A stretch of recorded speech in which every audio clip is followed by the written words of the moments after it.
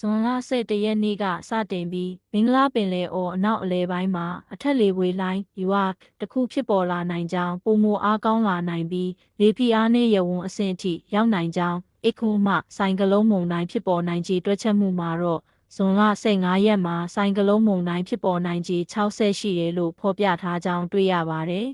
။လက်ရှိကြိုတင်ခန့်မှန်းချက်တွေအရမြန်မာနိုင်ငံတောင်ပိုင်းဒေသတွေနဲ့ရခိုင်ကမ်းရိုးတန်းဒေသတွေအပါအဝင်ဧရာဝတီတိုင်းရန်ကုန်တိုင်းပဲခူးတိုင်းမွန်ပြည်နယ်ကရင်ပြည်နယ်နဲ့တနင်္သာရီတိုင်းတွေမှာဇွန်လ12ရက်နေ့ကစပြီးမိုးအားပြန်ကောင်းလာနိုင်မယ်လို့တွေ့ရပါတယ်